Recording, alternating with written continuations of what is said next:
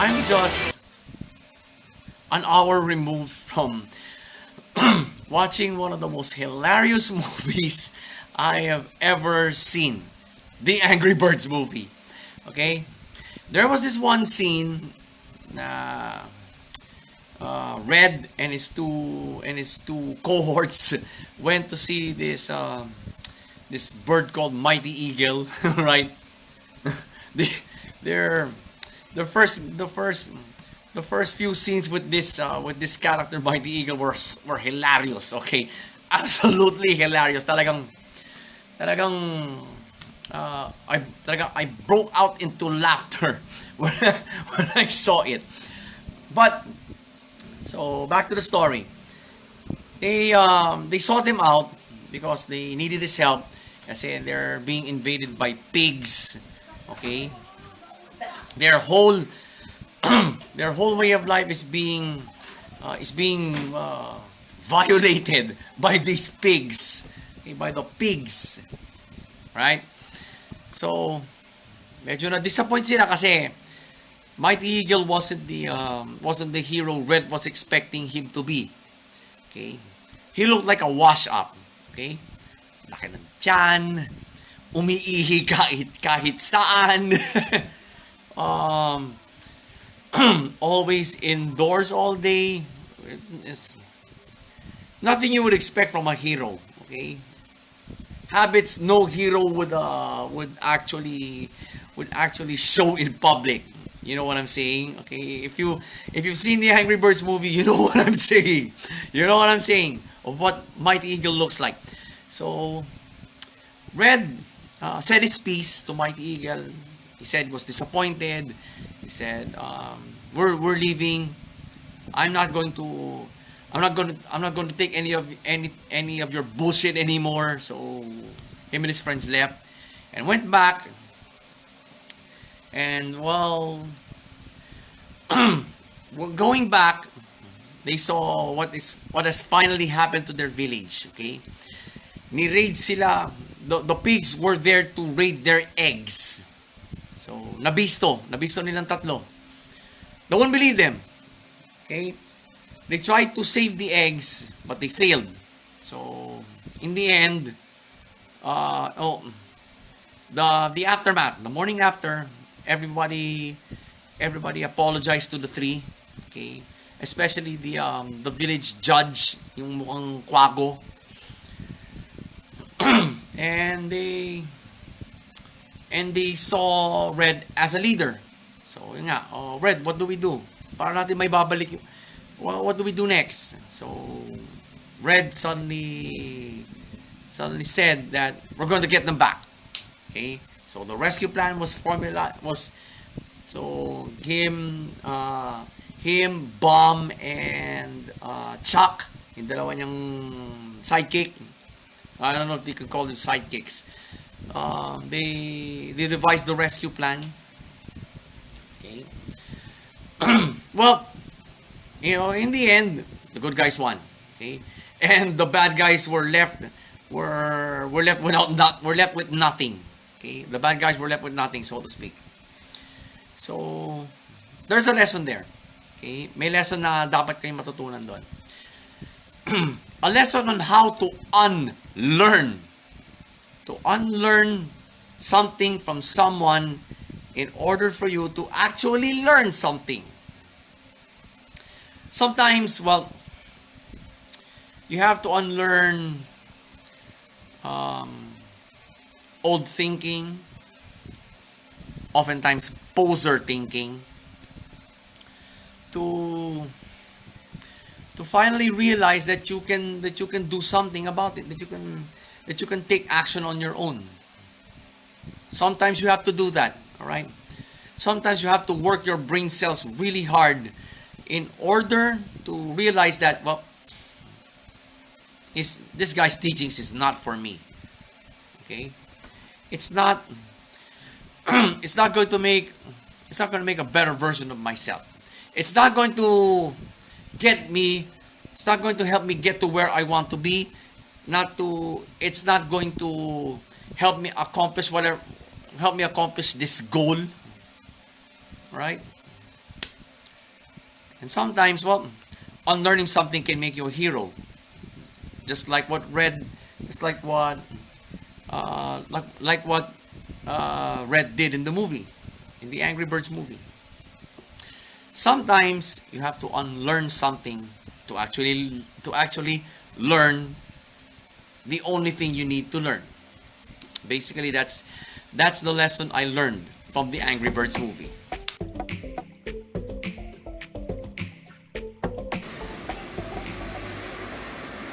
I'm gonna make this entry pretty straightforward. Swearing may be required to get my point across. We've let's call this. We were again not granted a ride home by some tricycles here. All because they are strictly following the one passenger per ride. Okay. Now, the concept of case-to-case basis shouldn't be ignored. All right. We're not living in a rigid world. Okay. The Philippines isn't a communist country. All right. Only in communist countries does rigidity exists. Okay. We don't have a rigid government. We do not have rigid laws. Well, even in communist countries, they don't have rigid laws. All right. Now, the problem with rigidity is arrogance. Okay. With rigidity comes arrogance. Okay. We've already complained to City Hall. We've complained to, of course, here. Of course, to our ever loyal barangay. Now, here's the problem with this crisis. Okay, I don't know if you're experiencing this in your country, but here in the Philippines, we are experiencing it every minute of the day. Okay. Despite the policies set forth by the national government through the IATF, there are some local government units who just wing it. Okay? Hindi nila binabase dun sa mga policies ng national government. San Pedro is a fine example. Now, I don't give a fuck. Okay? I do not give a shit who watches this or whoever from City Hall watches this. They are being too rigid. As a result, their arrogance is through the roof. Okay? Hindi dapat magpaka-arrogante sa panahong ito. We are in a global pandemic. It is no excuse to be arrogant. It is no excuse to be rigid. That's why the concept of case-to-case basis exists. Okay? Not one person is the same, not one law is the same, not one society is the same. Kaya nga may case-to-case basis eh. So I repeat, I do not give a shit if City Hall was able to watch this video. The more rigid you are, the more arrogant you become.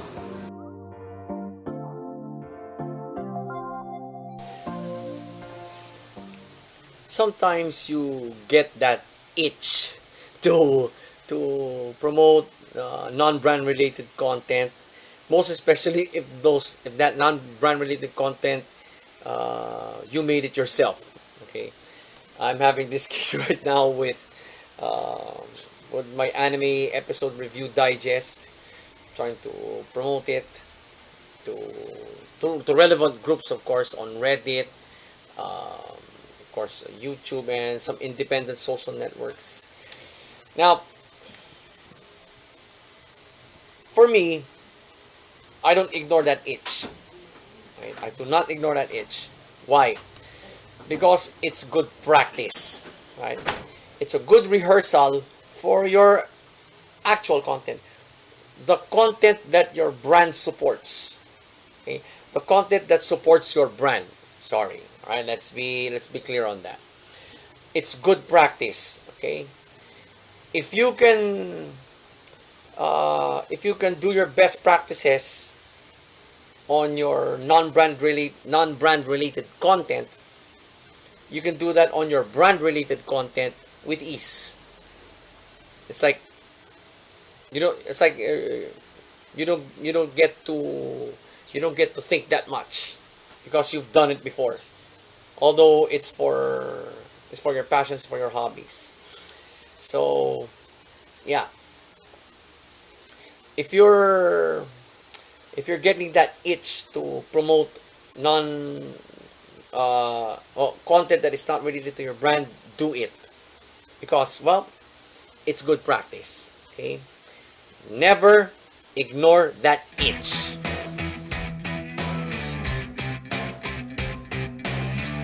I just encountered a potential branding fail kasi the my country's government is now promoting, what you call this, the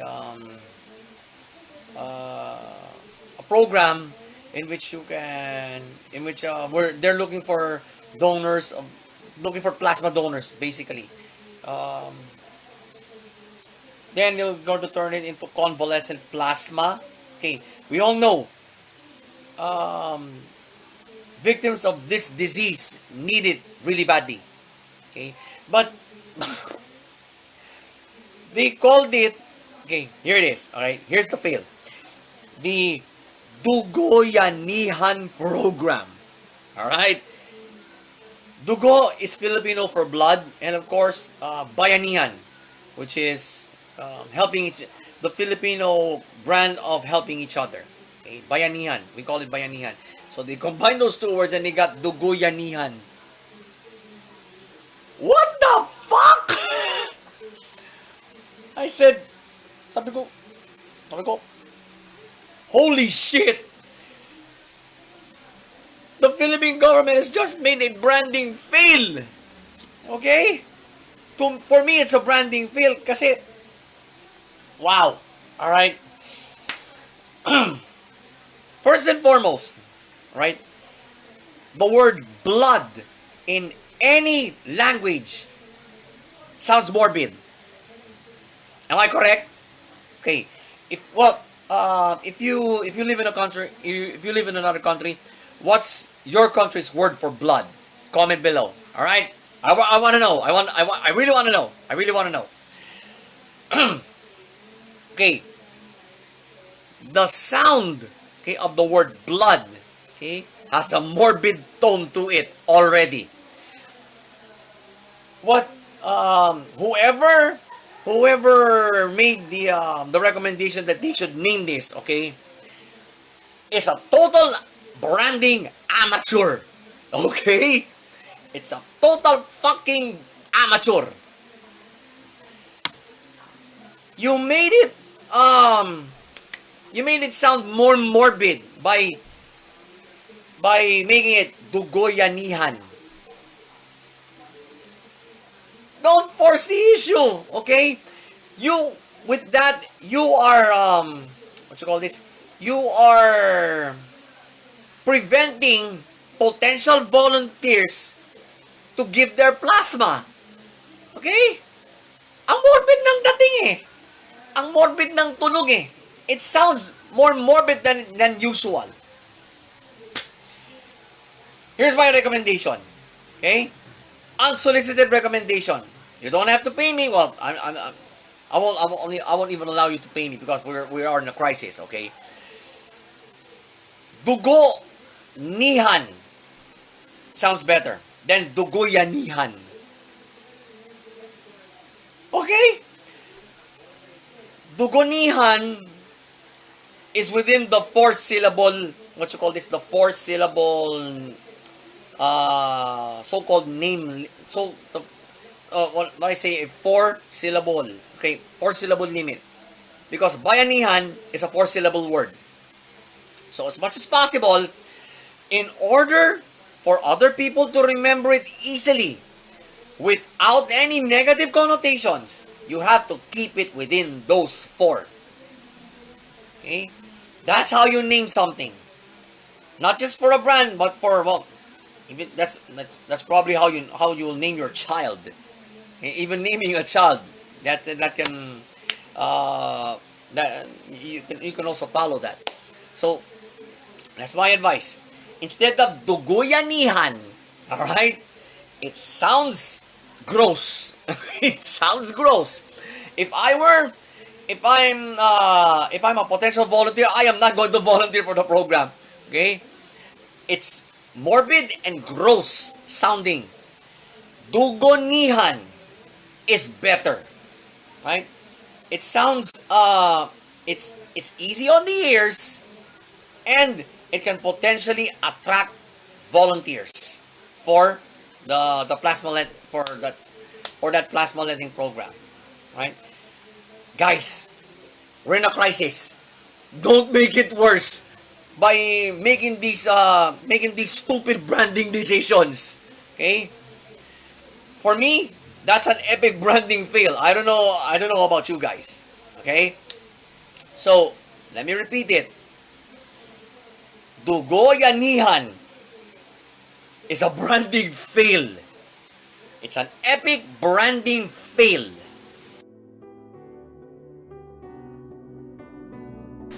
I just did a react to a TikTok video wherein a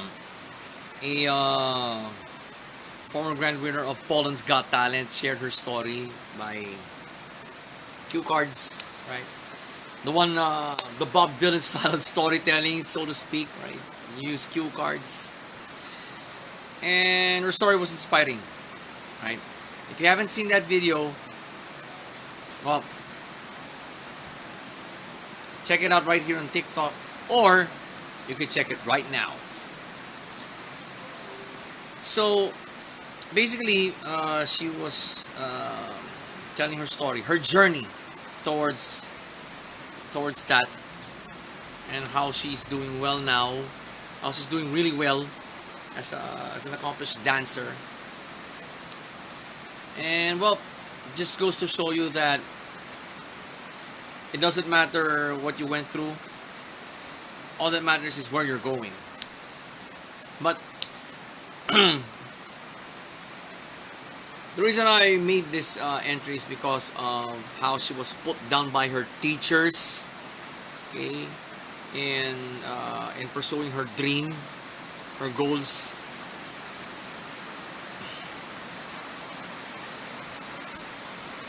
I am so glad I did not encounter I did not encounter those kinds of teachers when I was in school, okay? Elementary, high school, college. I'm very fortunate.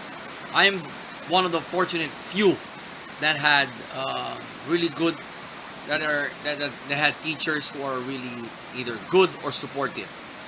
Okay, talagang student first. I guess student first teachers are not a thing these days. Alright? These days, teachers put you down the best.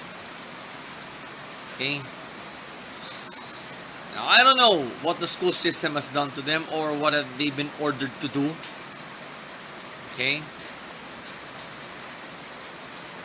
That dancer is a very rare case. She's probably just like me. Right? She's probably just like me, who will use those put downs as motivation to pursue her dreams, to pursue the dream. Okay. I don't know why teachers these days think that way more pronouncedly. Okay.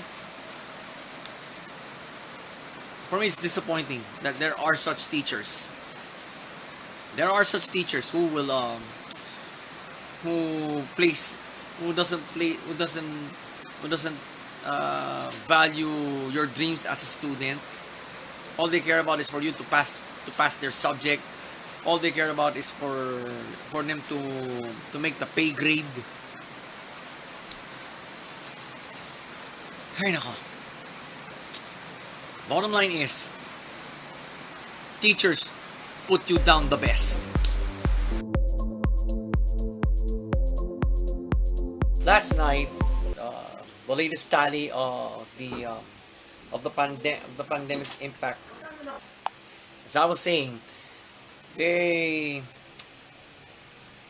official tally of the new cases of this pandemic here in my country have been announced last night. Now,